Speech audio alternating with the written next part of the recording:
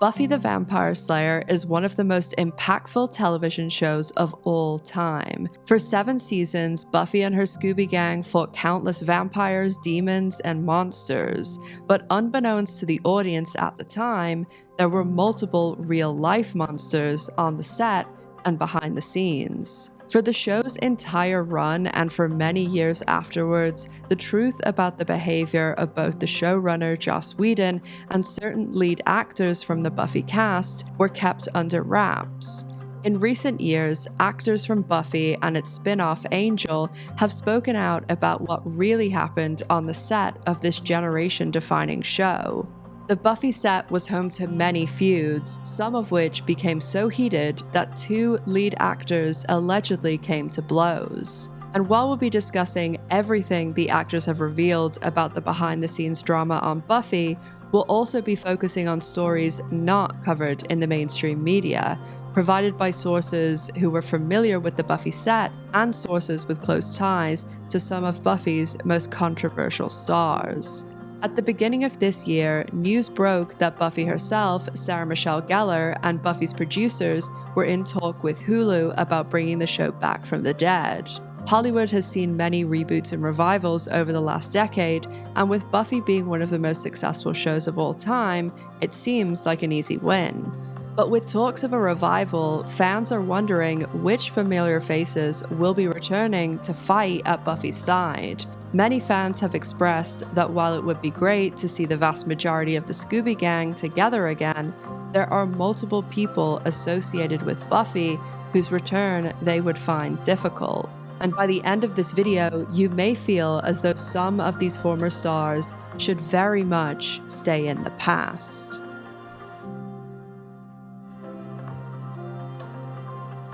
In 1992, the movie Buffy the Vampire Slayer was released, starring Kristy Swanson, Luke Perry, and Donald Sutherland. The movie featured some actors that would go on to have pretty significant careers, including some of the first roles for Hilary Swank, David Arquette, and Ricki Lake. Also featured in the film were uncredited roles that were cut for Seth Green, who would go on to the Buffy the Vampire Slayer TV show. Ben Affleck was also featured in his first ever role. His scene was deleted, but he is in a blink and you'll miss it 1 second of footage where he's playing a basketball player. Buffy the Vampire Slayer the movie was directed by Fran Rubel-Cousy, who also executive produced the movie, and her husband was also a producer on the film. The film was written by Joss Whedon, who also came up with the whole idea for Buffy the Vampire Slayer, and in order to get the movie made, he struck a deal with Kazooie and her husband that they would own a large portion of the rights to the character of Buffy. Put a big pin in this deal with the Kazooies, as it'll be really relevant later when we talk about what's happening with Buffy in the present day and Joss Whedon's downfall. When the Buffy movie came out, it did terrible at the box office and it got pretty bad reviews. Joss Whedon thought that there had been too much studio intervention, and he really didn't think that the character or the end product of the movie reflected the story that he wanted to tell. So he set out to give Buffy a second chance. When Whedon wrote the Buffy movie, his writing credits included Parenthood and Roseanne, but what a lot of people don't know about Joss Whedon is that he's actually a Nepo baby. He was born Joseph Whedon, but changed his name to Joss in college, as apparently Joss means luck, and if we know anything about Nepo babies, it's that they're pretty lucky. Both his father and grandfather were successful TV writers who worked on shows like The Dick Van Dyke Show and Golden Girls, and both Whedon's father and grandfather went on to win Emmys for their writing. In 1989, Joss graduated from college and used his family's connections to get a job on one of the most successful TV shows at the time, Roseanne. A few years after the Buffy movie flopped in 1995, Joss went on to write the screenplay for the unbelievable unbelievably successful Disney hit Toy Story. Whedon also script doctored many films uncredited in the 90s, like Twister, Waterworld, and Speed. So over the mid-90s, he really punched up his resume, and after being turned down many times at redoing Buffy,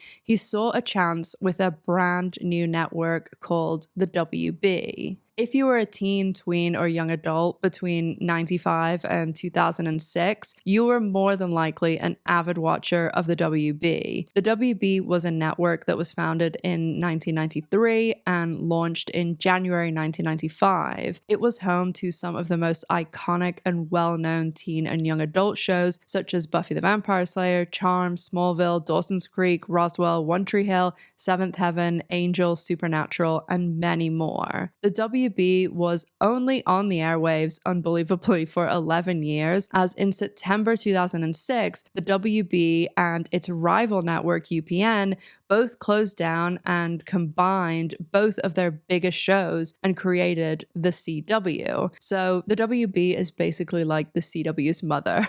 When WB launched in 95, it only had one evening of programming and a handful of shows. One of the first shows to air on the WB was Sister Sister, starring Tia and Tamara Mowry. Cutting in just to say that you might notice G is extra sleepy in this video. She had to have a tooth out yesterday because she has this little genetic thing that the vet, who is my cousin, told me that it's better to get this tooth out before it causes issues. So yeah, poor patient, but she's recovering well. So I just wanted to mention that in case you're wondering.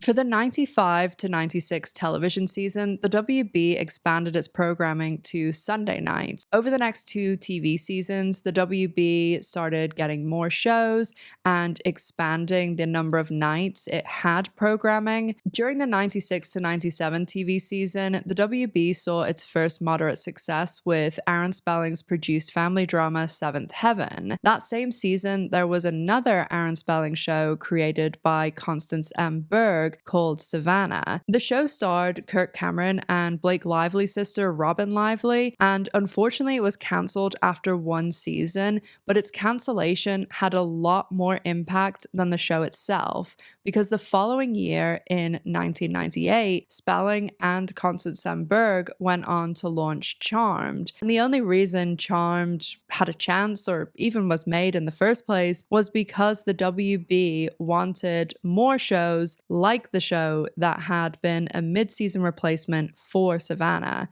and that show was Buffy the Vampire Slayer. The WB nor anyone else had any great expectations for Buffy, given that it was created by an individual completely green to television and based on a failed movie from 5 years ago. So the network slotted the show in as a mid-season replacement and gave it only 12 episodes for its first season. Despite the odds being stacked against the show, on March 10th, 1997, Buffy the Vampire Slayer debuted and was not only a success for the WB, but went on to become a global phenomenon and one of the most impactful shows on television ever. With the success of Buffy, the WB decided to pursue the underserved teen demographic, and for the next few years produced a string of wildly successful teen shows that went on to define the millennial generation and create stars out of their young, unknown cast. From 1998 to 2003,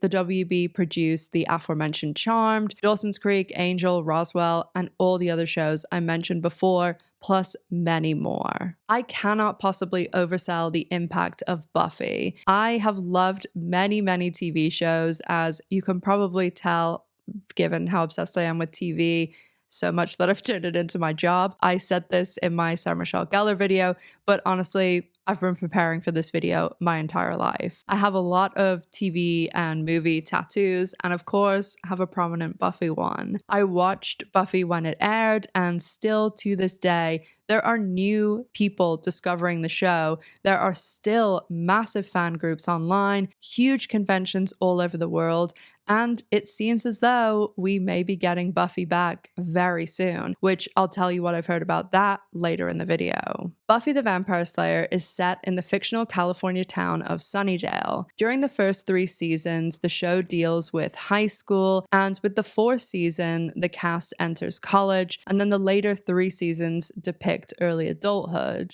As the name suggests, Buffy is about a high school girl named Buffy who is a vampire slayer and is famously played by Sarah Michelle Gellar. In the mythology of the show, there's one girl in the entire world who's chosen to combat vampires, demons, and all manner of dark creatures. Buffy had several love interests over the series, with the 2 main ships being Buffy and Angel and Buffy and Spike. Buffy was also supported by her friends Willow, Xander, Cordelia, Anya, Oz, Tara, and her watcher Giles. While Buffy was about vampires and demons, the show deeply resonated with its audience due to the show's writers using the fictional vampires and demons to represent the real-life struggles of teens and young adults. After the 3rd season, Buffy's love interest Angel was spun off to create his own series, unsurprisingly titled Angel. However, one surprising thing was the other Buffy character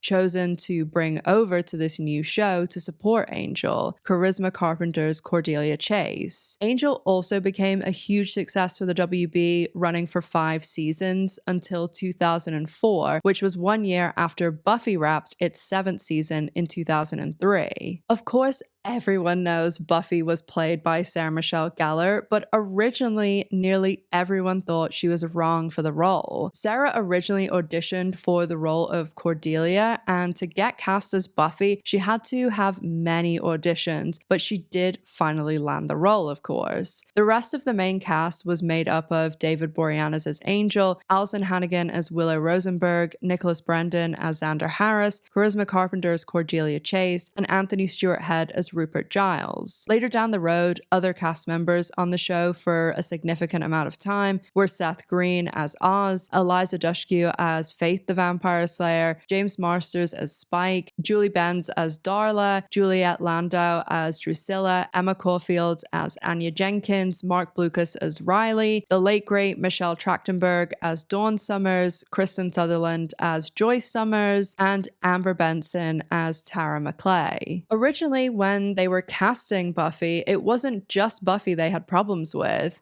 The character of Willow Rosenberg went through a lot of casting issues. Originally, Riff Reagan was cast as Willow and played the part in the unaired Buffy pilot. The unaired Buffy pilot is on YouTube, and I have it linked down below with all of my sources as always if you want to check it out. But even Riff wasn't the original choice to play Willow.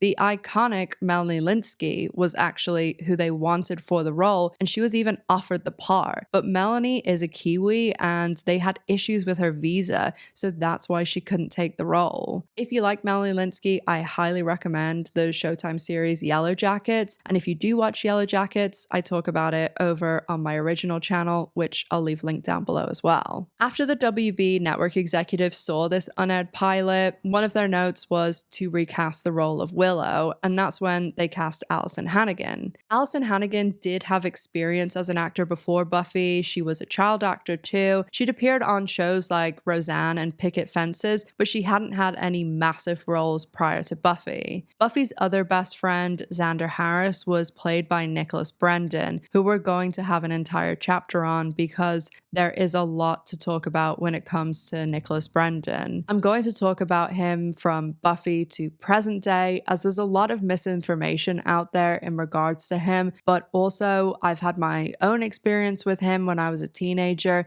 And most important of all, I have spoken to several of Nicholas Brendon's former victims, his ex-girlfriends, and they have provided me with a lot of details, both of things that happened during their relationships with him and stories about things that happened on the Buffy set that haven't been spoken about publicly, including Joshua Jackson having to physically break up a fight between Nicholas Brendon and another of Buffy's leads. So we'll be discussing Nicholas Brendon in more detail detail later in the video. For now, all you need to know is that when he was cast on Buffy, he didn't really have a lot of acting experience at all. He had gotten into acting to overcome a stutter, and Joss Whedon has always described the character of Xander Harris as his kind of self-insert character and very much identifies with him. Like Nicholas Brendon, when David Boreanaz was cast as Buffy's love interest and the main male lead, he had next to no acting experience. Boreanaz was discovered in a very Hollywood way. An agent saw him walking his dog on the beach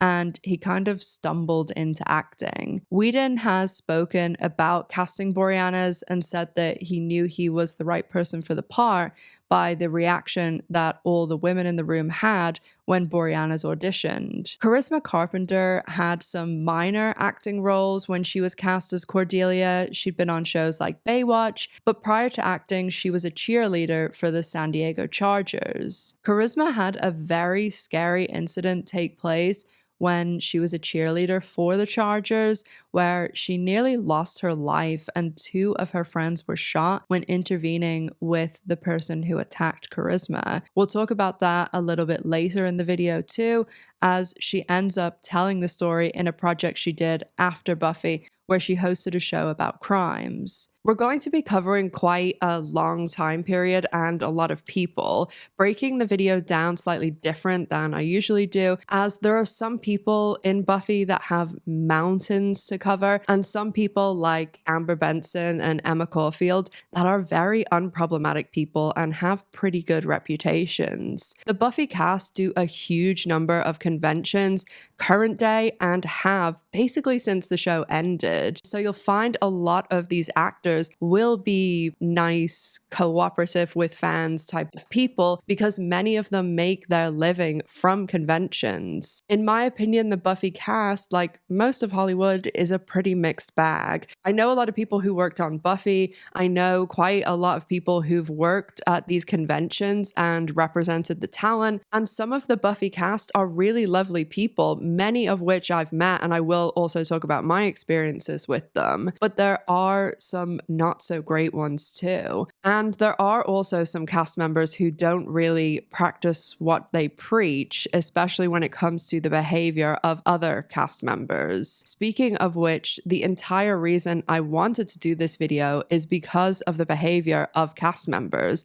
and their behavior is so important to discuss because of the fact that they are strongly considering right now doing a Buffy revival. There are several people associated with Buffy, one main cast member in particular, that if you were to shine a spotlight on this person right now, boost their career and them, and give them more access to fans, it would just be a recipe for disaster. And I'm not just talking about Joss Whedon. But before we get into the darker topics, many of which have not been discussed in the media, the best place to start is with the woman herself, Buffy. As I mentioned before, series creator and showrunner Joss Whedon was lauded as a feminist, and many people praised Whedon for his representation of complicated, strong, and powerful female characters. But unfortunately, things were not as they seemed on the set of Buffy. Behind the scenes, Joss Whedon was exploiting the young actresses on the show, bullying female cast members, being verbally abusive, and creating an extremely toxic and hostile work environment. While Buffy was in production, there were a lot of rumors about both Joss Whedon and Sarah Michelle Gellar creating issues on the set, but nothing really made it into the mainstream media during the show's run. While both Joss and Sarah had worked on significant projects before Buffy, this was their biggest show and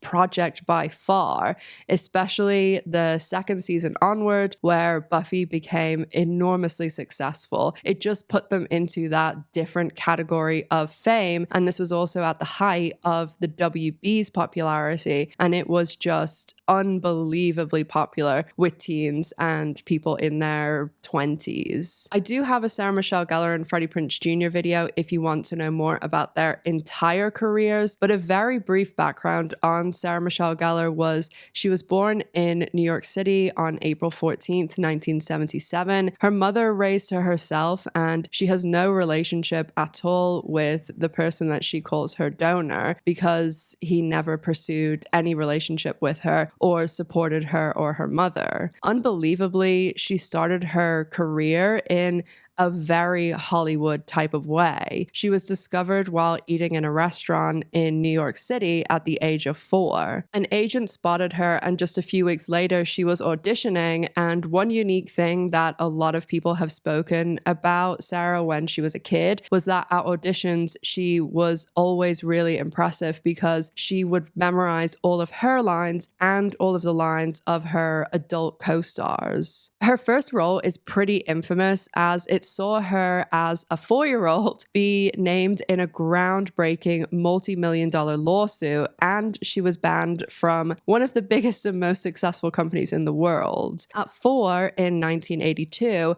her first role was in a Burger King commercial, and this commercial was the first ever commercial to even mention a competitor and go after that competitor. Of course, the competitor being McDonald's. So little Sarah was banned from McDonald's for life, and she has joked about this over the years, but she did say that it did kind of affect her when she was younger, because anybody who grew up in the 70s, 80s, and 90s will remember most people had birthday parties at McDonald's, so she could never go. And she was also named in this lawsuit, so there was a lot of attention that happened on her first role ever. After commercials, she did some modeling, and she was also cast in a lot of smaller TV roles. In 1985, she appeared in a David Letterman skit and continued auditioning for more TV and film, and even did some off-Broadway productions. In 1989, she was the co-host of a short-lived syndicated talk show called Girl Talk. But by the time the 1990s came,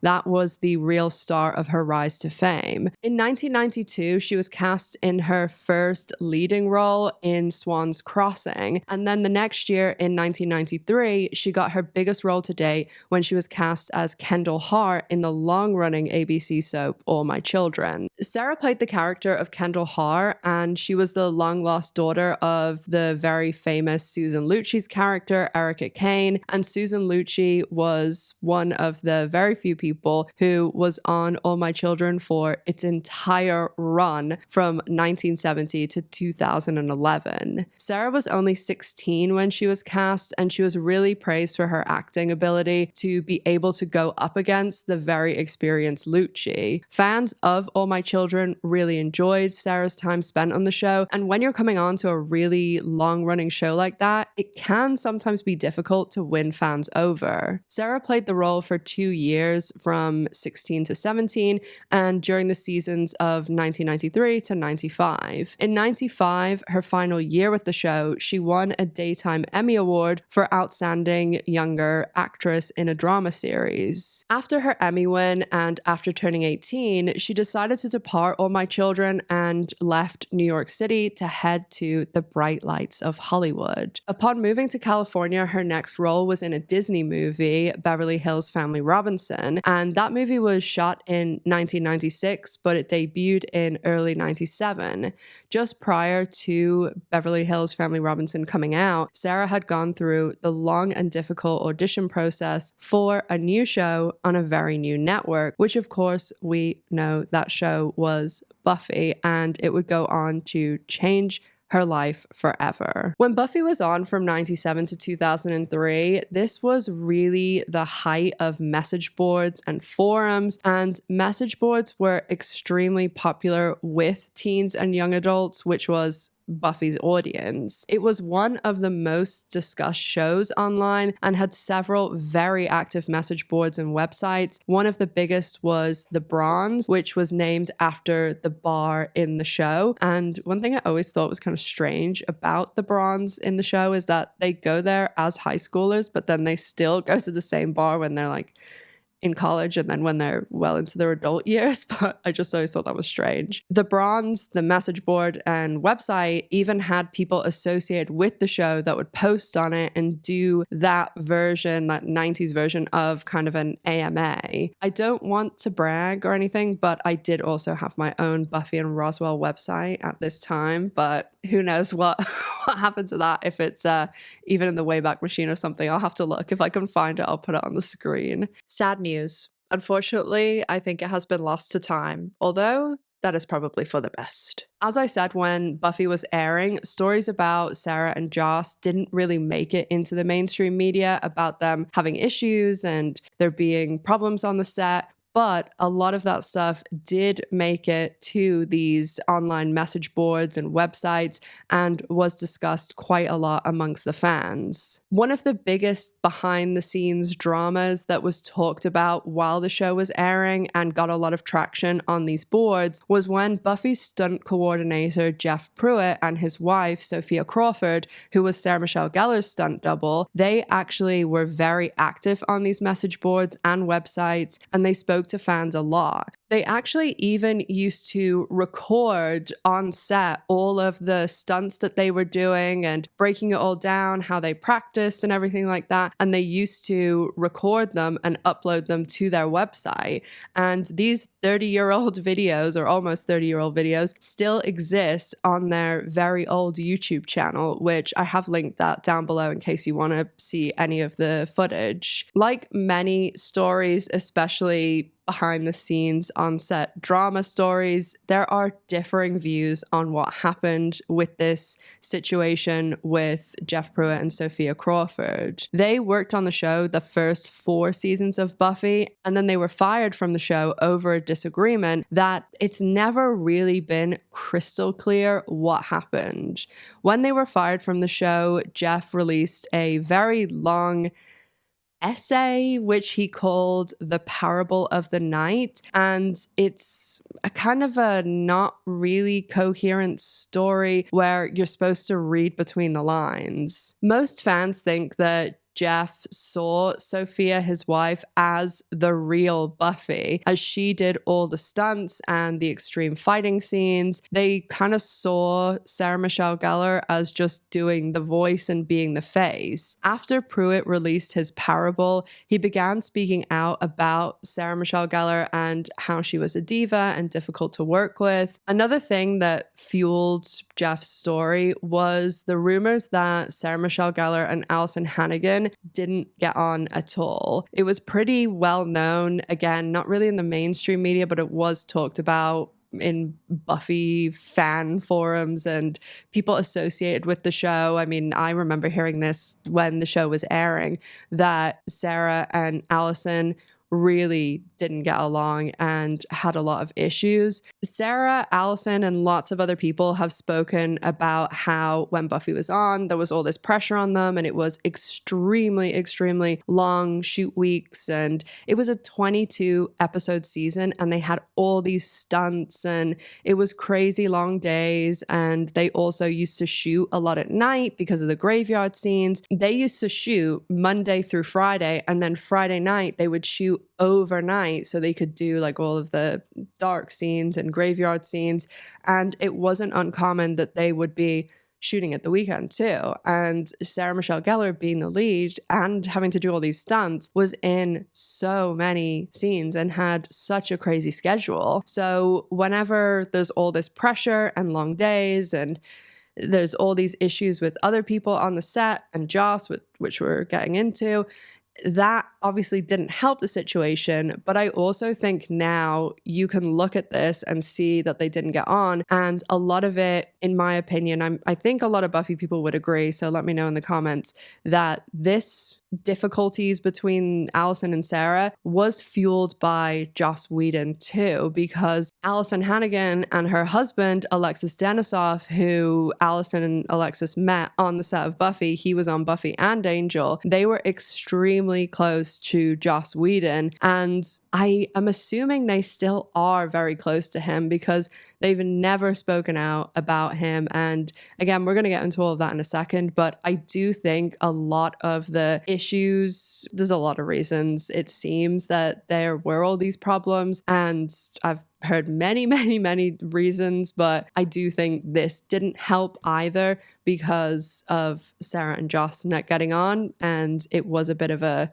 you're on Joss's kind of team or you're on Sarah's. So Allison it's pretty obvious where she fell. On the other side, someone that Sarah really did get on with was David Boreanaz. Of course, David Boreanaz played Angel, Buffy's love interest, and after season 3, David Boreanaz left the show to go to his own spin-off, also on the WB, Angel. Boreanaz was a good support system for Sarah on the set, especially when she was advocating for fairness and scheduling and leaving whenever they had a 18-hour shoot day. I've also heard from many sources, but again, this is alleged, that David Boreanaz and Sarah Michelle Gellar were an item in the earlier seasons of the show. It's just what I've been told by other people. It was so many people over such a long period of time. I think I've heard that for like the past 20 years, that it felt warranted to mention, especially because it did happen like 25 years ago, and Sarah Michelle Gellar has been married forever. It's not something that's happening today, which is why I feel okay putting it in the video, but it's based on the word of probably a dozen people over 20 years. I also think it was worth mentioning because it gives a little bit more information about something that we're going to talk about later about David Boreanaz allegedly punching another Buffy co-star. So jumping back to Jeff Pruitt's issues with Sarah Michelle Gellar when he was fired from the show, he ended up taking a lot of really low blows at her.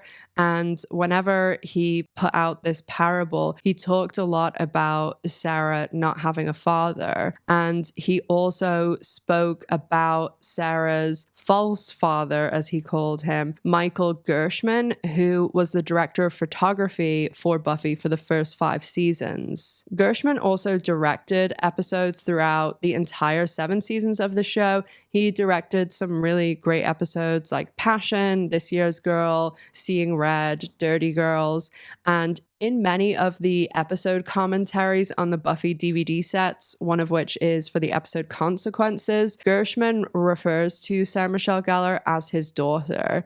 He was who Sarah chose to dance with at her wedding in place of where most people would traditionally have their father-daughter dance. And we know this happened and how Sarah felt about Gershman because she mentioned it in her eulogy tribute to him when he passed away. And she posted on Instagram talking about what a great relationship they had and posted a picture of them dancing at her wedding. Jeff Pruitt went on to claim that Sarah and Gershman had conspired against Joss Whedon and that they were secretly ruling the kingdom, as he referred to it, which is probably true because Sarah Michelle Gellar was the lead and Joss Whedon wasn't always on the Buffy set after the 3rd season. He went on to Angel, then he went on to Firefly, and he was working on other projects and shows. He wasn't really on the set constantly from season 4 through season 7, and he would kind of come in and direct his episodes and be gone. As I mentioned in my WB video and my Sarah Michelle Gellar video, I have spent a decent amount of time around a lot of the Buffy cast, and pretty much all of them have talked about Sarah's professionalism and how she was good to work with and how she was always extremely respectful to the crew, did nice things like bought them really nice wrap gifts at the end of the season, and most importantly, she really stood up for everyone working on the set and very much recognized that she was one of the leaders of the show. Several people from the show have told me that a lot of the tension with Sarah and Joss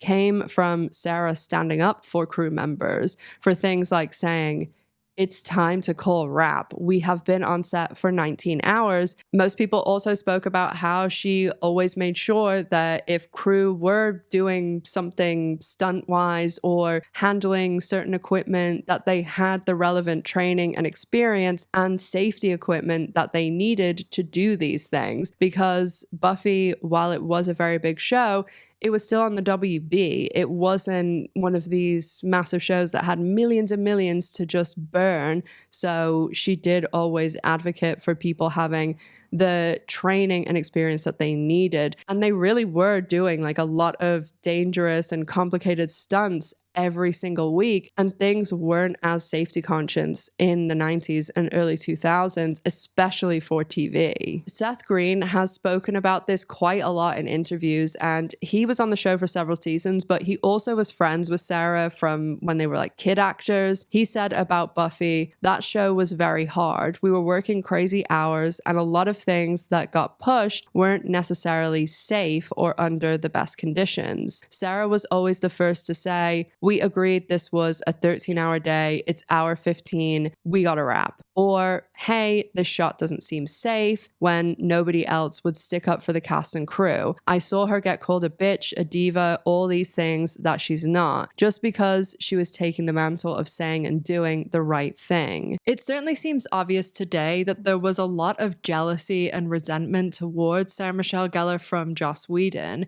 and there's even been recent comments in the media from Buffy co-stars about that because it is now widely known how terrible Whedon behaved on the set. Emma Caulfield, who was on the show from the 3rd season onwards, said it was obvious that Sarah lacked the support to be the leader she needed and wanted to be. There was a tremendous amount of resentment and animosity towards her from a certain someone, and I suppose now we can all guess who.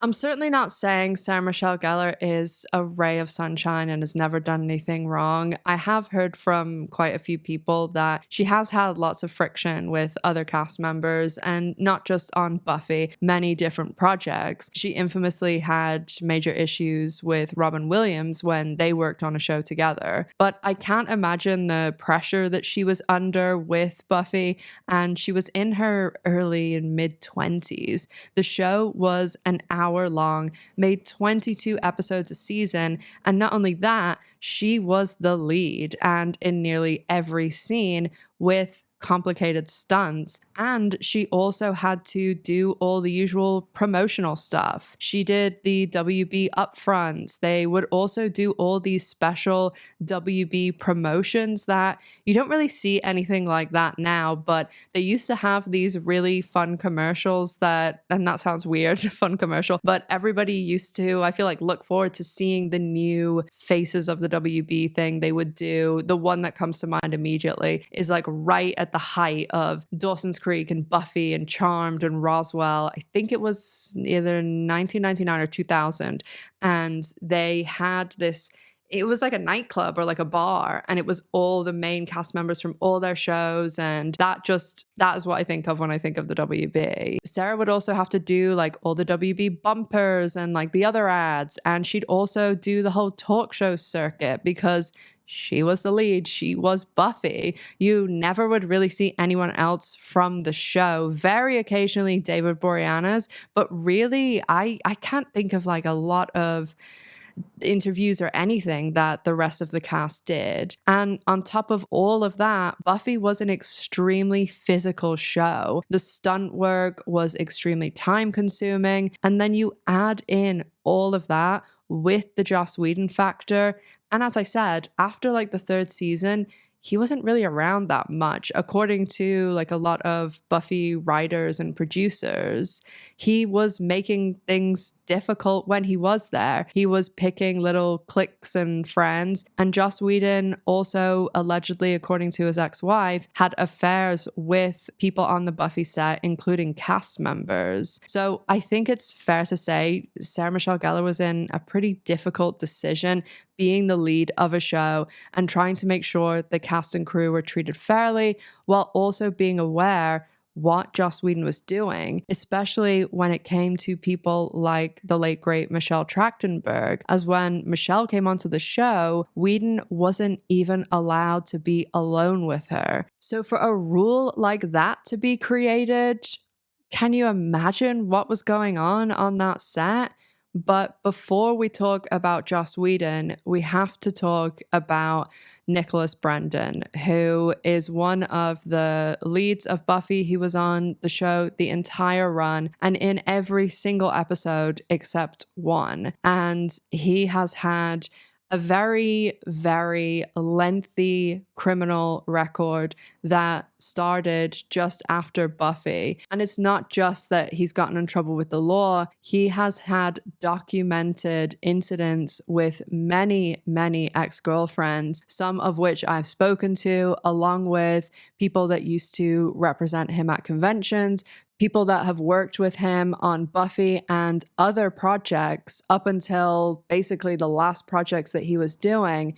And there is also a number of fans and people that attended conventions that I've spoken to about all of their run-ins with Nicholas Brendon. And just, I'm not someone that really like throws out a lot of trigger warnings or things like that, but this chapter is very heavy. And if you have any sort of issues with discussing domestic violence or anything like that, then you might want to skip forward to the next chapter. But we will be now talking about Nicholas Brendon, who his role on Buffy is what he is very well known for. He has done other shows after Buffy. He was on Criminal Minds from 2007 to 2014 in a recurring role, and he did have a 4-episode stint in Private Practice, which that will become relevant in a minute. But for the most part, most people know him as Xander Harris from Buffy, but he actually nearly wasn't even cast. Actually, Ryan Reynolds was cast as Xander first, but Ryan Reynolds turned down the role because he was 21 at the time and he didn't want to play someone in high school. This was in 1996, before Ryan Reynolds even did Two Guys, a Girl, and a Pizza Place. So this was well before he had any sort of real following or a career, really. Because there are so many arrests and violent incidents that Nicholas Brendon has been involved in since Buffy, it really is easier to go through it chronologically because there are so many arrests and in different locations, and a lot of them are for similar things, but it's just easier to go through it that way and explain it. I actually have met Nicholas Brendon multiple times, and I have spent time like out in a bar with him and other situations that it wasn't just like a quick, meet and greet or take a picture or something. I met him the first time in August 2003, and the second time was in May 2004. And I was only 15, 16 at the time. And I did tell the story in my WB video where he invited me, and he was with his twin brother and his twin brother's girlfriend at the time, who I'm still like friends on Facebook with.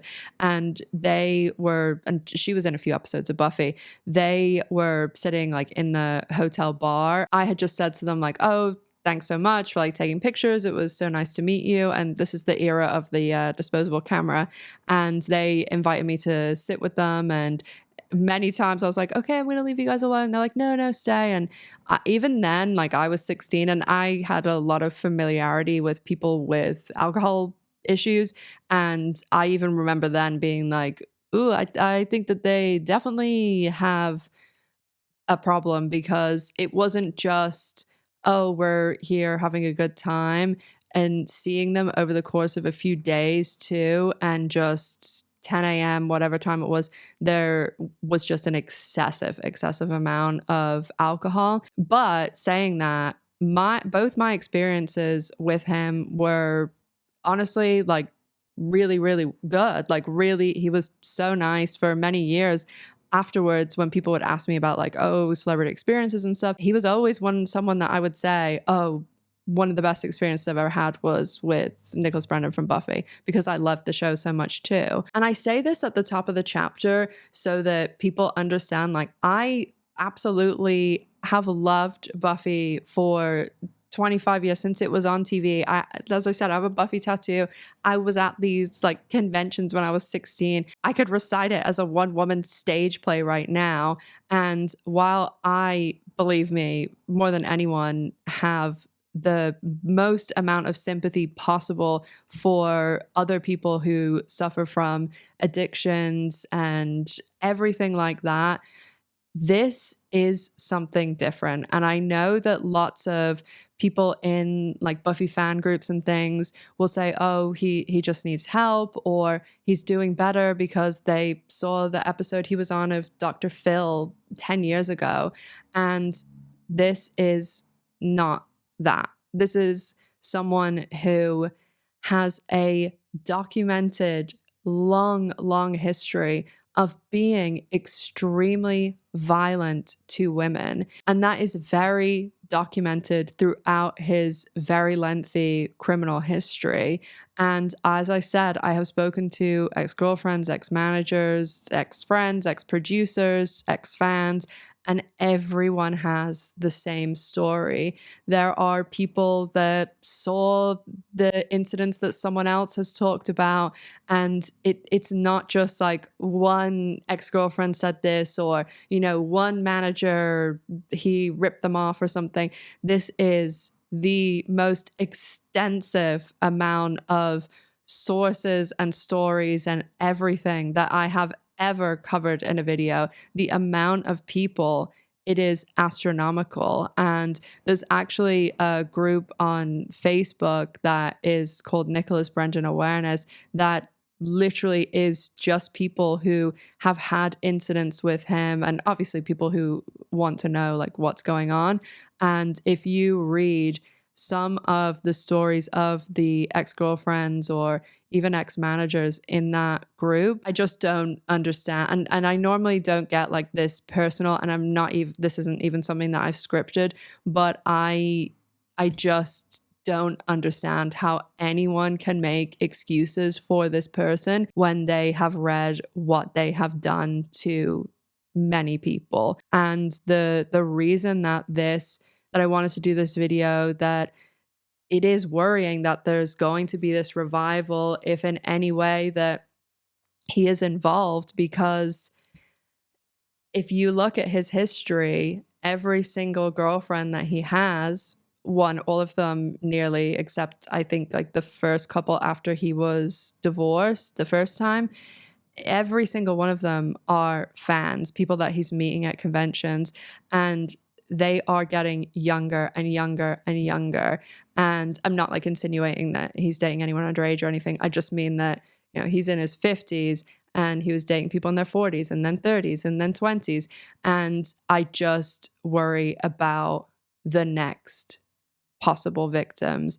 And again, maybe like I'm making this too personal because I've spoken to these people, but there has to be some sort of end. And I would be really surprised if he was involved with the revival, to be honest, because we'll talk about this in a second, but I know a lot of the Buffy cast have distanced themselves, and there was a whole incident with the EW shoot, so we'll get into that with David Boreanaz. And even if he isn't involved, which as I said I don't think he will be, it's important to remember why he is not involved and to get this information out. Like I know I have like a little platform and stuff, but even just if other people are talking about it, because even if he isn't involved, people are, you know, going to rewatch the show, and it's going to be in the news, and it's on freaking like Disney Plus, for God's sake. And so I just want to use my little channel in any way I can to at least get the awesome people who watch my videos to know what the whole story is. I'm sorry if these last few minutes have been a bit all over the place. I just felt kind of weird scripting that because it is something that I'm saying, like my feelings. I think that this is why we should talk about this. It's important. So that was just my actual thoughts and words, like now, not scripted, which is what I usually do to make sure that I don't go off on 127 tangents. I only go off on 27 tangents in my videos if I script them. So without any further ado, let's go through the arrest record, because I know I've been saying that for 5 minutes, so that's what we're going to do. But as I said, the tangents go all over the show when I'm not scripted. So when Nicholas Brendon was on Buffy, he was actually married, and there have been people that were familiar with him and his first marriage, and people from like the Buffy set who said that his first wife very much did a lot to make sure that it wasn't so known what he was doing and his behavior. And a lot of the ex-girlfriends and ex-managers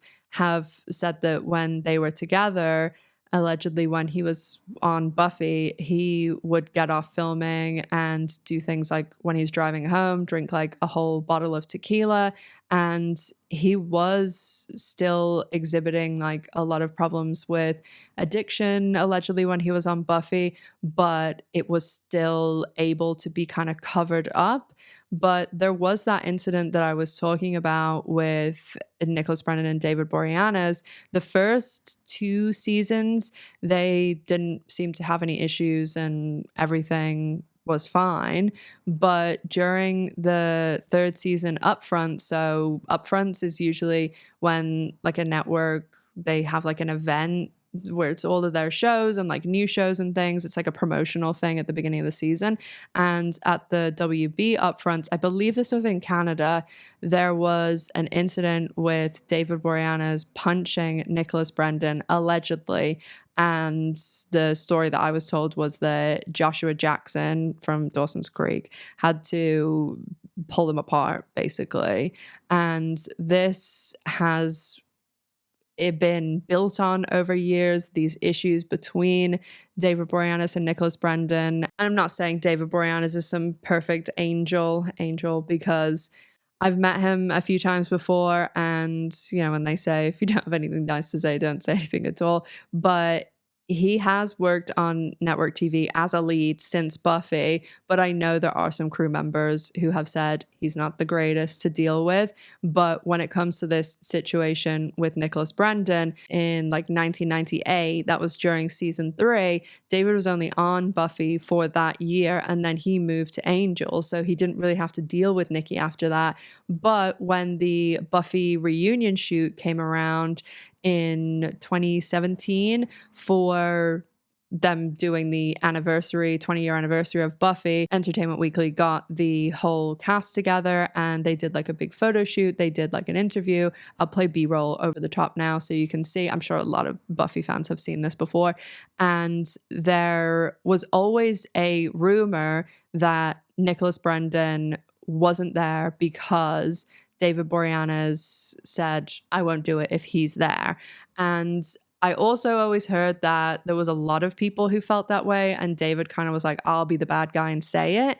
And there was a lot of evidence that this was the case, because when they release like all the footage from this shoot, they are cutting between like the photo shoot and them all sitting, like all the Buffy cast are in like this U shape with chairs, and everybody's sitting there, and they, you know, will cut to like a wide shot and then cut in on like Sarah Michelle Gellar speaking.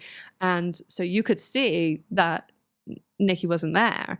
And whenever they were showing like the shoot, you would see the picture that was in the magazine and he was in the picture, but then when you saw the shoot, you saw he wasn't there. So he was photoshopped in. So I heard this in 2017 when this is going on, but then I ended up speaking to Nikki's girlfriend at the time, and she said that yes, that is what happened. Basically, they all had this call time at 8 a.m.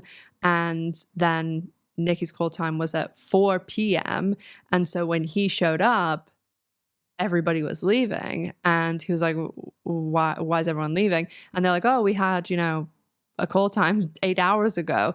And so there is a picture that was taken in the parking lot, and you can tell that they're not in the set or anything. And the picture is like Joss Whedon, Emma Caulfield, Michelle Trachtenberg, Nick Brendon. But if I had to write down the people that I would think would be in a picture with him, it would have been those people. And I know that has changed now because a lot more people from the cast have distanced themselves from Nick, but that is what happened with the shoot. And then they would also have, they had Emma Caulfield stay because she played like his wife on the show.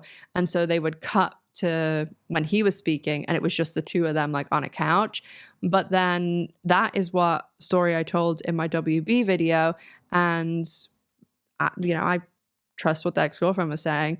But then I actually just saw a few days ago that Nick himself confirmed that this is what happened, because he posted a video on Facebook where he told the story of what happened, and David Boreanaz's not wanting him there, and that's why he wasn't at the shoot and everything like that. So that was allegedly what happened in my WB video, but now we do even have him himself saying that is the case. I do not speak to David Boreanaz anymore, and well, this is the reason.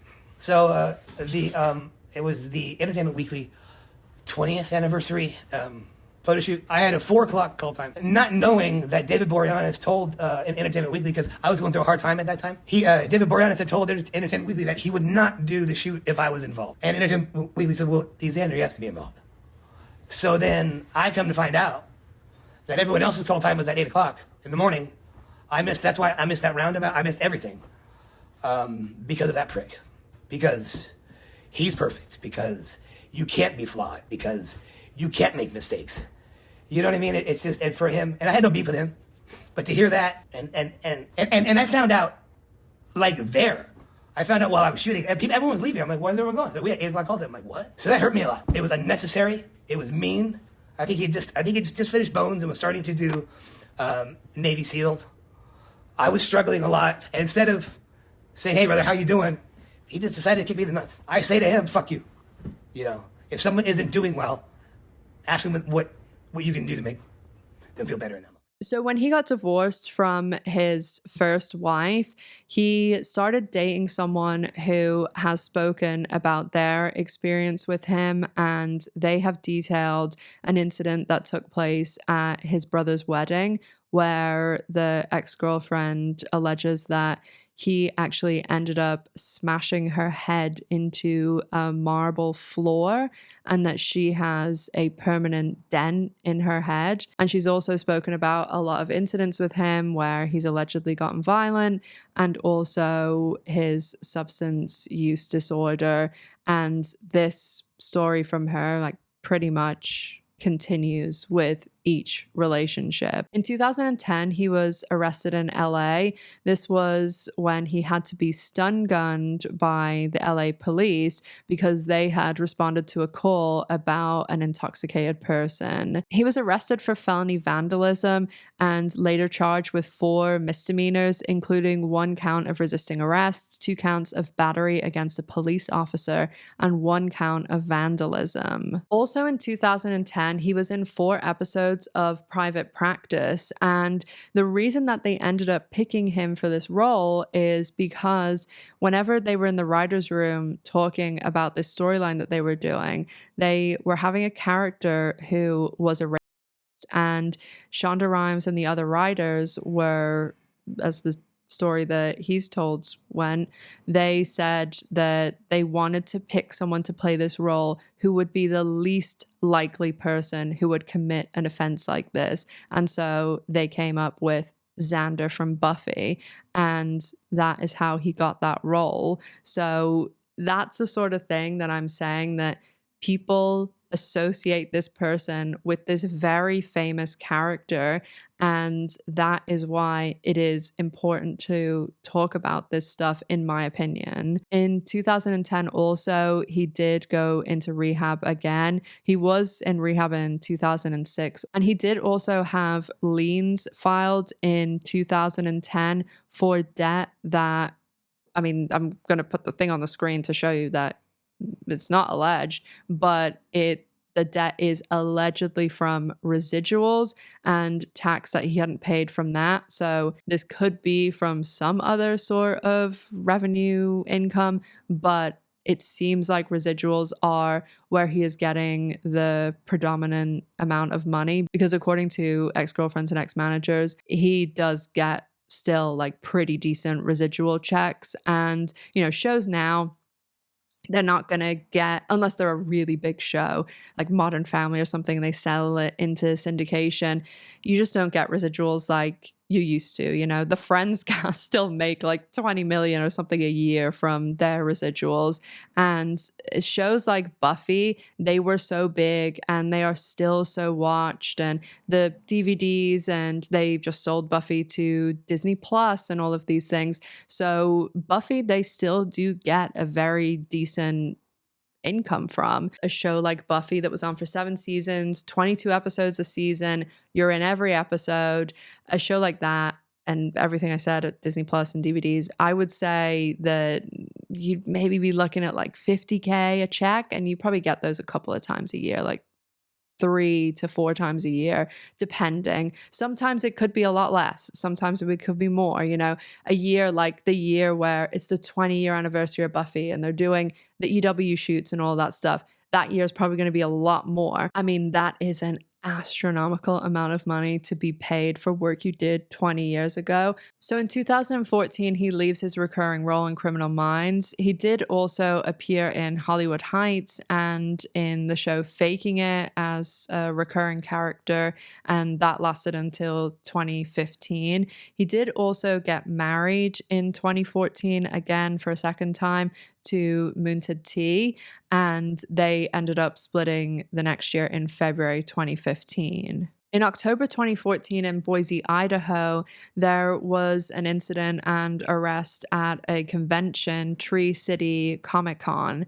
Police responded to a disturbance at a downtown hotel where Nick Brendon showed signs of intoxication. He'd allegedly broke a decorative dish that was in the lobby, and he'd refused to comply with the officer's orders and had attempted to walk away when the police were talking to him. He was charged with misdemeanor counts of malicious injury to property and resisting or obstructing officers. He was booked into the Ada County Jail and later bonded out. In February 2014, he splits from his wife, and then there's also an incident at a convention in Fort Lauderdale, Florida. He was arrested for trashing a hotel room and refusing to pay the bill. He allegedly caused about $450 worth of damage and was charged with criminal mischief and grand theft. The next month, in March 2015, also again in Florida, this was in Tallahassee, he was again arrested for allegedly causing a disturbance at another hotel, and he reportedly flipped over a bed and broke a window. He was charged with criminal mischief and property damage. 2 months after that incident, in May 2015, at Myrtle Beach, South Carolina, he was arrested for public intoxication, and that was also what he was charged with. A few months after the Florida and South Carolina arrests, in September 2015 in New York, he was arrested for a domestic dispute with his girlfriend at a hotel.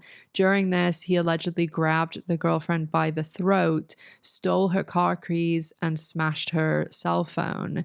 He was charged with felony third-degree robbery, criminal mischief, and obstruction of breathing. In December of that year, 2015, he pled guilty to misdemeanor criminal mischief. The choking charges were dropped. He was conditionally discharged and required to complete drug and alcohol counseling and avoid legal trouble for 1 year. He did end up going to rehab in October 2015 as per the conditions of his charges and arrest, and that incident with the ex-girlfriend happened in New York when they were filming the Dr. Phil show. And so in December 2015, the Dr. Phil show came out, and this was when he walked off the stage and, you know, said he didn't need help, and Dr. Phil was bringing up like all of what we've been talking about. And so the day he filmed that night was when this whole incident with the choking of the girlfriend took place. There was an incident and arrest in October 2017 in Palm Springs, California, where he was arrested for attacking his girlfriend. The girlfriend at the time actually had a protective order out on him, so this violated that. And even though this took place in October October 2017. They didn't actually end up dealing with the charges and everything like that until 2 years later. His ex-girlfriend had a protective order against him in Florida and New York that he could not harass, injure, assault, or threaten her. Originally, he was charged with felony inflicting corporal injury on a spouse, but this was reduced to misdemeanor domestic battery and domestic violence.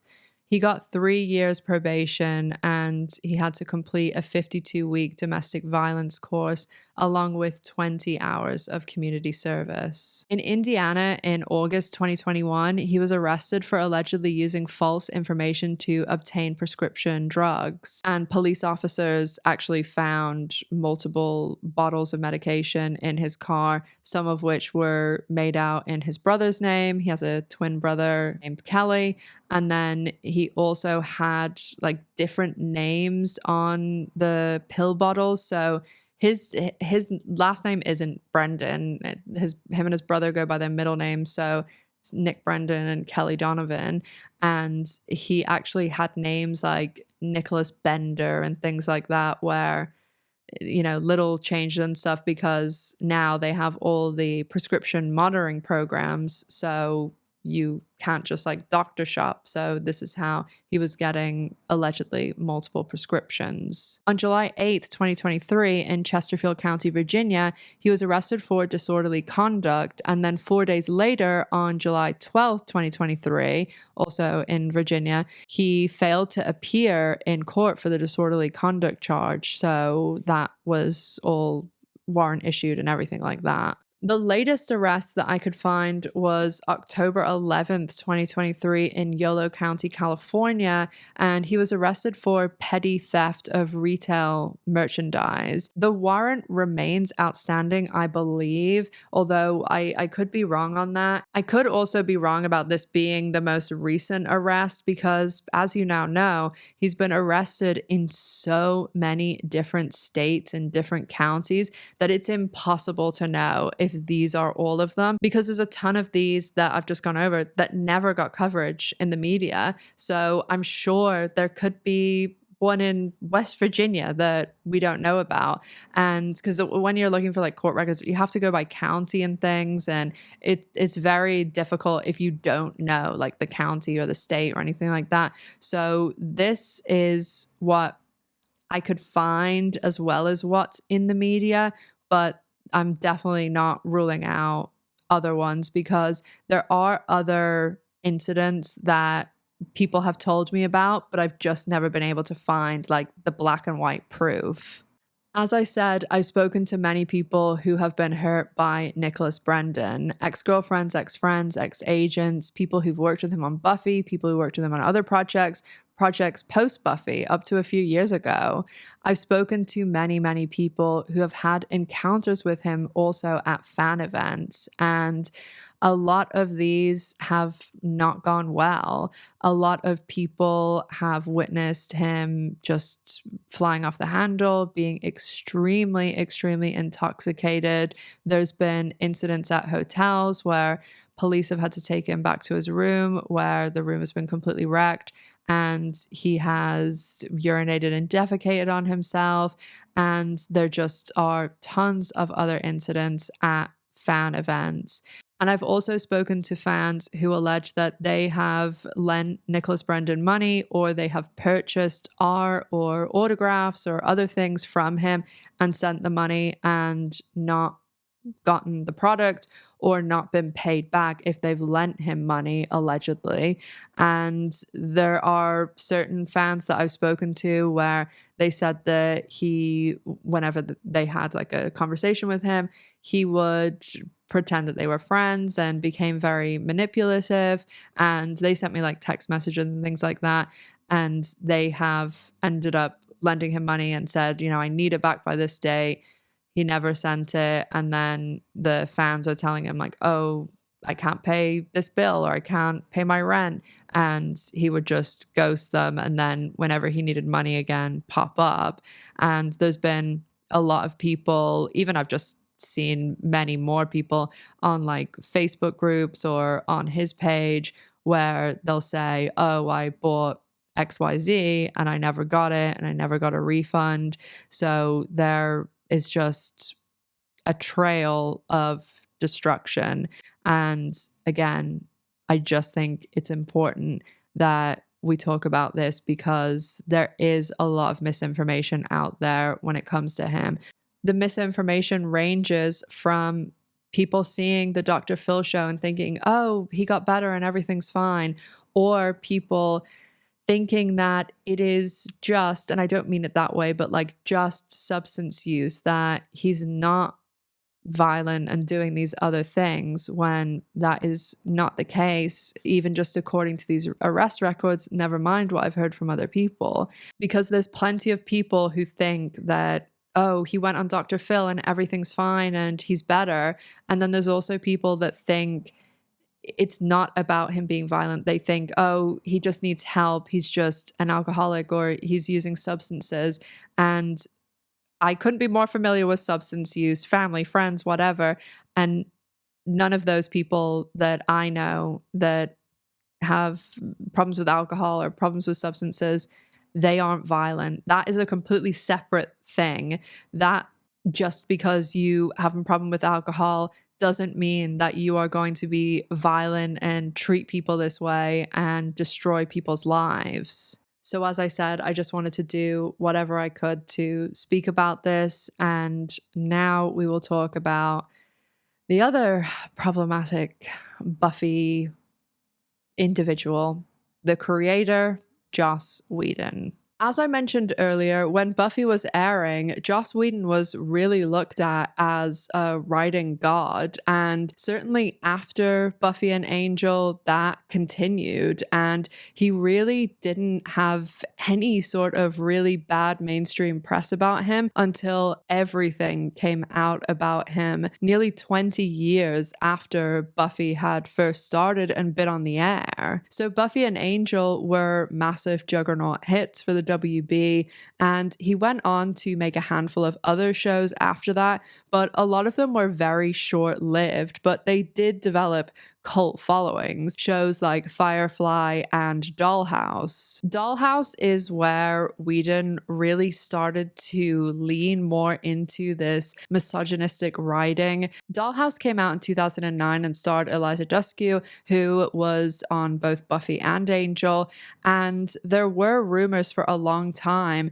that we were actually going to get a Buffy spin-off centered around her character, Faith, who was the vampire slayer that was called when Buffy died the first time, after another Slayer died in between. That probably sounds weird if you haven't seen Buffy. But instead of doing the Faith spin-off, which lots of people wanted, Joss Whedon instead did Dollhouse for Fox. And this show's premise centered around a group of young, attractive people called dolls who sell themselves to a secret agency that wipes their memories and lends them to the rich for a variety of reasons, including assassination and sex. Many people had issues with the central plot of this show, as I'm sure you can see why, and especially the fact that it had women losing their agency and being sent off to sleep with unknown people that they weren't even aware of. After the success of Buffy, Angel, Dollhouse, and Firefly, even though they were short-lived, Whedon then transitioned into movies. He had done movies before and lots of script doctoring that he went uncredited for a lot of that. And even though some of the movies didn't go down very well, see Alien Resurrection, post-TV, the first big movie that Joss Whedon did was 2011's Cabin in the Woods. This is a horror film and it has a pretty unique story and twist, and it did get a lot of really good reviews. They actually did this movie, Joss Whedon and Drew Goddard, who he worked with on Buffy, they wrote it together in 3 days, and Drew Goddard directed it too, and they hired Jesse Williams, and this was well before he was on Grey's, and also Chris Hemsworth, and this was before he really blew up with Marvel and before Joss did. So they actually held the release of this movie for quite a significant time. I can't get like a definitive date, but I was managing an AMC theater at this time, so I remember hearing about it, and I remember having to get new posters and things like that, because I at the time knew Avengers was coming out, and also because I liked Buffy, like I was aware of what Joss Whedon was doing, and I did like Cabin in the Woods too. And so whenever Cabin in the Woods came out, it was released basically within a few weeks of Avengers, even though it was made way before. And so when these movies came out, especially obviously Avengers, people were just praising Whedon and saying how awesome the movie was. It was popular with audiences, critics. It made ridiculous money at the box office, and it just was a bigger hit that you can possibly imagine. And Joss Whedon could kind of do whatever he wanted then because he was so successful. And Marvel, of course, with all the money that he made, had him back for the 2015 sequel to Avengers, Age of Ultron. But that one didn't go down quite as well. My cousin actually was dating someone who was in Avengers Age of Ultron when it was being filmed. She didn't have like a huge part or anything. So when Age of Ultron came out, it didn't garner the same praise from critics or audiences. It was still an enormous box office success, but it just wasn't the same success as Avengers. And so Age of Ultron kind of sparked these conversations about Joss Whedon's writing, and was it really like what people were thinking it was? And this was really kind of a hit to his reputation because people just were really looking forward to it, and it didn't meet expectations. People also started speaking up and giving criticisms about certain storylines, especially how certain women were portrayed in his TV shows and movies, especially characters like Black Widow, who was really like the only female Avenger. 2 years after Age of Ultron, Joss Whedon received a lot of backlash when he had his spec script for Wonder Woman leaked onto the internet. This happened in June 2017, and he wrote this script in 2006, so it was a few years after Buffy ended, and Whedon ended up telling Variety, "I don't know which parts people didn't like, but I went and reread the script after I heard there was a backlash, and I think it's great." Most of the backlash was centered around some very misogynistic parts of the script, but in general, the script was just not good. And his sort of resistance to accepting that people didn't like this script didn't really sit well with people either. Even though Whedon's Wonder Woman was never made, this script really had people looking in Joss's direction as to if he really was the person he was portraying himself to be, and if his writing really was feminism, or whether it was something else. And a lot of people started pulling things out, like all of his women characters that have any sort of power seem to pull their power from trauma. And it's just things like that. They started looking into patterns and his behavior. And then also, because there was so much backlash to this, people started combing through the past, and all of this stuff from the Buffy set started to surface, and people started looking into that. And then whenever there's a lot of backlash like that and people start looking into things, people start speaking up. And again, even though he didn't get Wonder Woman made, he did get his hands on the Wonder Woman IP with 2017's Justice League. The backlash that Whedon garnered from Justice League, coming just after all of this stuff happened with the Wonder Woman league and people looking into his past, that just was the spark that blew up Joss Whedon's career, because people started speaking up and really laying out their issues with Joss. And, you know, once one person speaks, then more people come forward and a pattern is revealed. I'm sure most people know the story with Justice League, but in a nutshell, Justice League was originally helmed by Zack Snyder. Unfortunately, during the production, Snyder suffered an extremely tragic loss and understandably stepped back from the project before production was complete. DC hired Joss to come in to complete the project,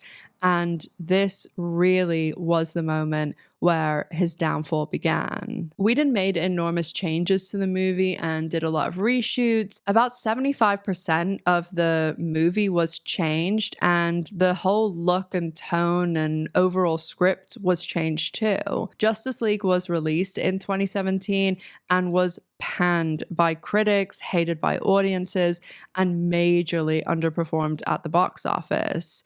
In the summer of 2020, one of the stars of Justice League, Ray Fisher, who played Cyborg, spoke out about his experience on the set of the film and his experience with Whedon. Fisher tweeted and said that Whedon was gross, abusive, unprofessional, and completely unacceptable. Warner Media conducted an investigation into Whedon's behavior on the set of Justice League and said that remedial action was taken as a result of the investigation, but they didn't elaborate further. Jason Momoa also spoke out in support of Ray Fisher and said the cast and crew were treated terribly by Whedon and things needed to be investigated. Other sources who worked on the film claimed that the biggest clash on the set was when Whedon pushed Gal Gadot, who played Wonder Woman, to record lines she didn't like, threatened to harm Gadot's career, and disparaged Wonder Woman's director, Patty Jenkins. Multiple people who worked on the set said that Joss was bragging that he had it out with Gal. He told her he was the writer and she was going to shut up and say the lines, and he can make her look incredibly stupid in this movie. Gal Gadot spoke out to support Ray Fisher and confirmed that she had her own issues with Whedon.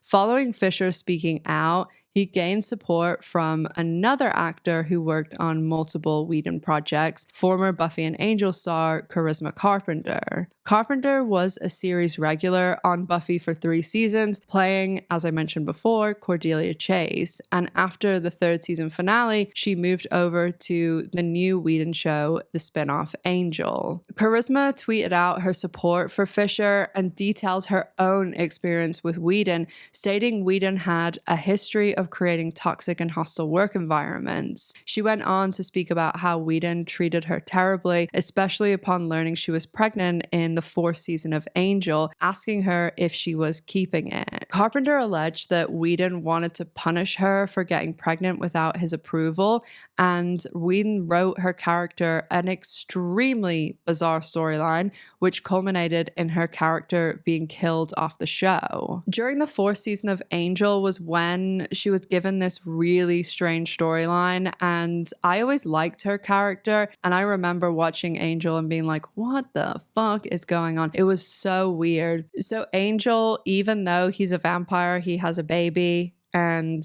the baby gets sucked, well, like stolen and sucked into this portal. This is so weird to explain.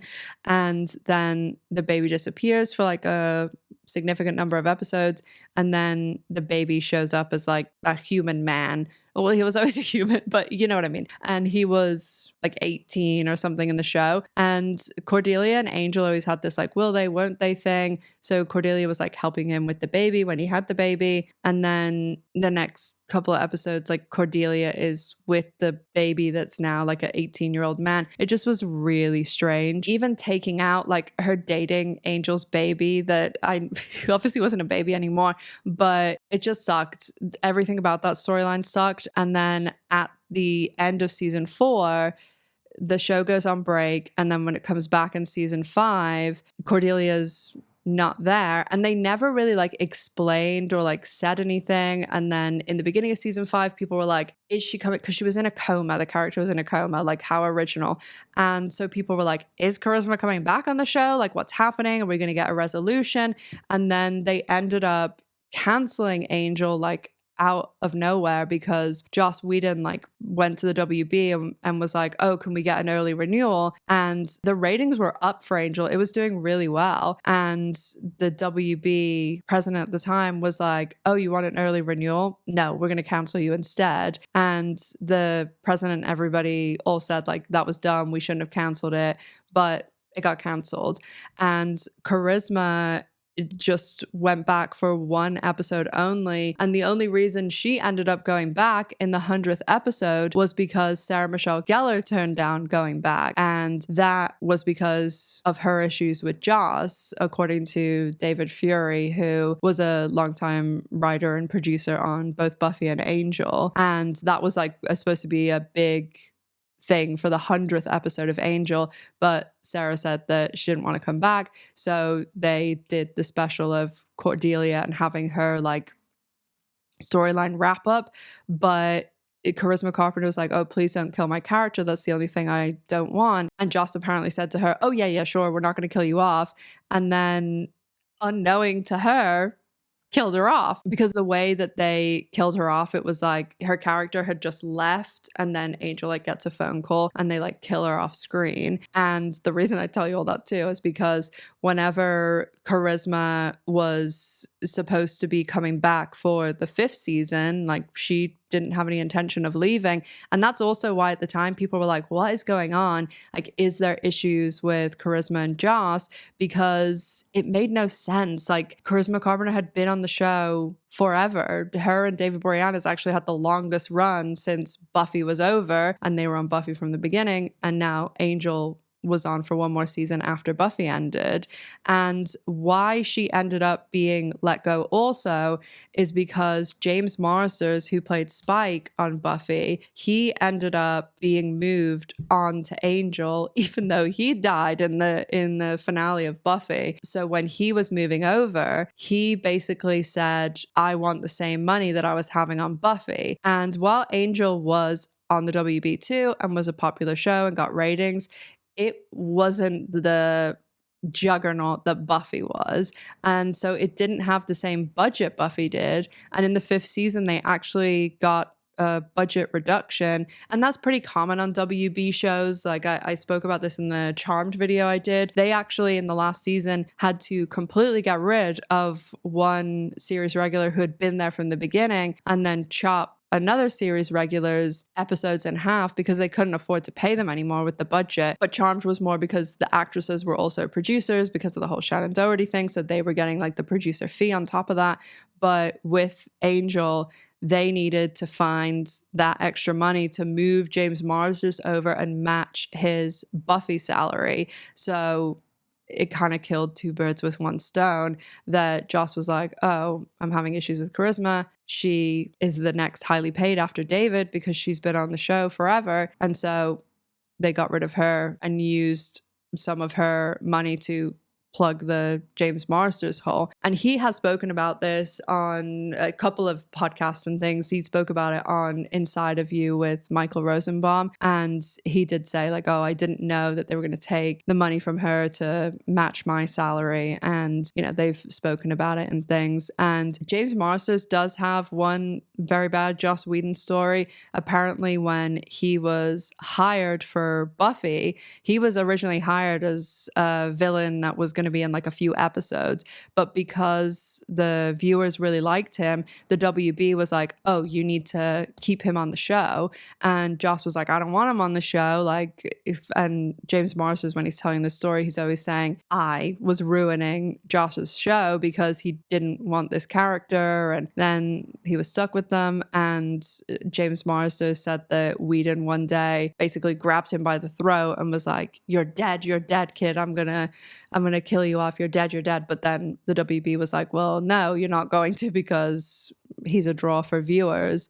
And James Marsters, he does talk like about Buffy on podcasts and things, and he said he didn't really have like anything to do with like the cast and stuff. And he claims that he never really saw much of what was happening with Whedon and things like that. And obviously I don't know what someone else knew, but I just wanted to add in that that is what he claims, that he wasn't aware of anything with Joss. And whenever all of this came out, like Charisma started speaking up, and then, as we'll learn in a second, other people started speaking up, that he has told the story on one of the podcasts. He said that he was texting Sarah Michelle Gellar and was like, oh, I didn't know any of this. And she was like, what do you mean you didn't know? So there is also one other like thing that I just want to mention about James Marsters, because it's not worth a whole chapter or something on, but he also released a song that is to do with Michelle Trachtenberg. I've tried to describe this song in many ways, but this song is creepy. There's no other way to describe it.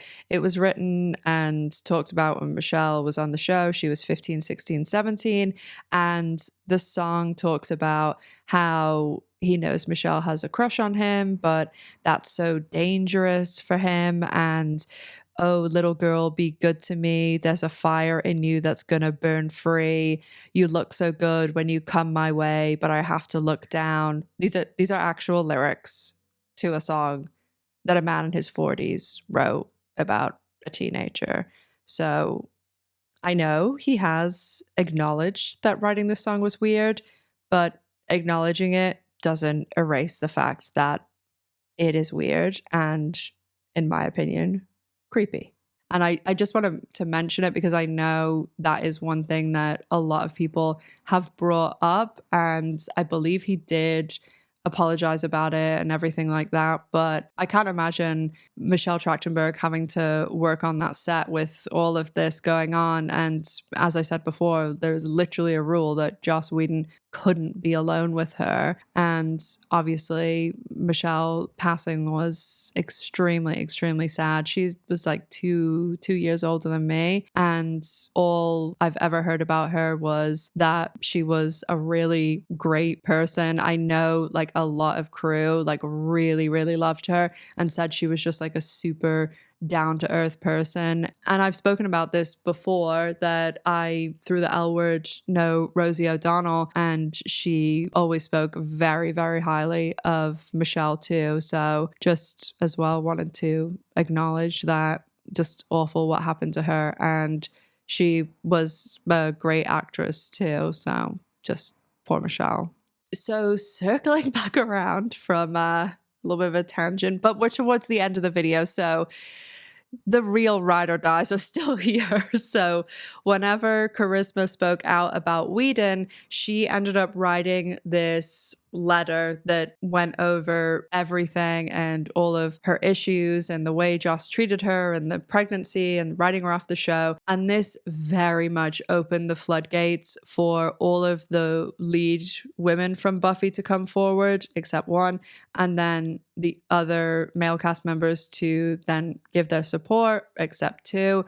The only actress not to speak out about Joss Whedon and support everyone else and what they were saying was Alison Hannigan, who, as I mentioned earlier, is extremely close friends with Joss Whedon. The other two actors were Alison's husband, Alexis Denisov, who she met on the set and they're all close friends. And then the other actor is Nicholas Brendon, who we also spoke about earlier. And he has been very open about how he thinks that everybody is being awful to Joss and that Joss did nothing wrong and is this amazing person. All the women from Buffy reaffirmed what Charisma had said. Amber Benson, who played Tara McClay and was on the show for many years, called Buffy a toxic environment. Michelle Trachtenberg, this is when she revealed about the rule about not being alone with him. Emma Caulfield, who was on Buffy from the 3rd season, said, well, that's out finally. I don't know why it took people so long to have an understanding that this person who fanboys put on a pedestal and think can do no wrong finally got dethroned. But the most devastating blow to Whedon was, of course, delivered by Buffy herself. Sarah Michelle Gellar posted a very short message to support her former cast members and speak out about Whedon. Sarah released a statement on her Instagram after Charisma spoke out. I have praised this statement before, but it really is a masterclass in statements, PR, all of it. She released it on Instagram, her own platform. She avoided any unnecessary drama. It wasn't a media tour or giving publication or an exclusive, and it meant she could direct the flood of requests I'm sure she was undoubtedly getting and just say, this is the statement, leave me the fuck alone. And she said she also would be not commenting further, so then she could just say, really leave me the fuck alone. The statement also made it crystal clear where she stood. Her statement read, "While I am forever proud to have my name associated with Buffy Summers, I do not want to be forever associated with the name Joss Whedon. I stand with all survivors of abuse and I'm proud of them for speaking out." Short, succinct, classy as fuck, hits on the importance of Buffy, respects the fans, supports the people speaking out, in as few lines, delivers an absolute death blow to Joss Whedon and his career. She pretty much says, yes, it's true. It was a toxic nightmare, but I do not want to be involved in any more of his shit. I've got my own happy life. Leave me out of Joss's drama. At the time that this happened, Whedon was working on a HBO series called The Nevers, and allegedly he removed himself from that, but that was the last thing he's done. I have heard from a lot of people that he is doing uncredited script doctoring, and that's probably the way he's going to have to work for quite a while anyway, because he has essentially disappeared. People don't want to attach his name to anything, so it just seemed like he's just going to be doing script doctoring behind the scenes. He did attempt to address everything and to come back by doing an article and interview with Vulture, but the entire thing came across terribly and, if anything, pushed him down even more, and the whole article just got even more backlash than he was already receiving. Hi guys, Editing Ash here. There is one thing that I forgot to tell you. So just before we talk about all of the rumors and speculation and gossip about the Buffy reboot, I want to tell you about the Charisma Carpenter incident that I said I would talk about in the very beginning of the video. Now, this happened before she was on Buffy, but it did come up while the show was airing in the very early seasons because it was a trial for this incident, and it did then come up after Buffy too, because Charisma ended up doing like a true crime show and she was the host, and in the first episode she spoke about this event that happened to her. Basically, she and two of her guy friends went swimming, and they went swimming like very late at night in the ocean, close to midnight. She was actually a cheerleader for the San Diego Chargers when this happened, so she was a public figure, and apparently this guy that attacked her was aware of who she was and like following her for a while, and the person who attacked her was actually a serial rapist, but he was also a cop. And so he had had many other victims, and Charisma and her friends, they had just gone swimming in like their underwear. So when they came back, Charisma went to bushes to get changed, and this is when she was attacked. Now, her guy friends luckily were there, but they ended up, trying to obviously intervene and help their friend, and both of them were shot. One of them ended up getting the gun away from the attacker, and they shot him in the hand, and he then ran off, and Charisma was, obviously she was the only person that wasn't injured, and so she was running like along the Broadway and trying to bang on camper vans and cars, and she really didn't see like anyone around since it was so late, and she ended up with the guy friends, going to a gas station and using their phone, because this is like 1991, like nobody had cell phones then, or very few people did. And so they end up calling the cops come down, and when the cops got there, they ended up finding a flashlight that the attacker had left behind, and they could tell immediately that it was a police issued one. Now, at the same time that this is all happening, the attacker Xander ended up going to his police station and he'd been shot, and obviously people were like, what happened? And very quickly the other cop realized, who was hearing the story, that something wasn't right. So he became suspicious, and then at the same time the other cops were discovering this flashlight, and the flashlight, because it was police issued, it had the officer's name on it. So very quickly he was arrested and ended up having this trial. They found out he had many other victims, and it's just an awful story for all the other people that were hurt that way, and both of her friends being shot. One was like very severely injured. He was shot in the stomach. Charisma is very lucky that her friends were there and that she was able to get away from him, and both of her friends also made a full recovery. So I just wanted to add that in because, as I said, as a Buffy expert, though I knew everything about Buffy, I actually didn't know this story. So back to past me. As regular viewers of my channel will know, in December, I wanted to do like an extra third video for Christmas, New Year's, and I knew it would be released right between that window. So I didn't want to make it something very dark. I had began to hear whispers about the talks of a possible Buffy revival, so the perfect video to end 2024 and give a bit of a nudge nudge wink wink about the revival was the video that I did on Sarah Michelle Gellar and Freddie Prinze Jr. It honestly really surprised me when I first started hearing that there could be a possible Buffy revival, and then when I saw Sarah Michelle Gellar discussing the fact that she would entertain the idea when she was on the Drew Barrymore show promoting Dexter with Christian Slater, I was even more surprised and thought, wow, this maybe actually might happen.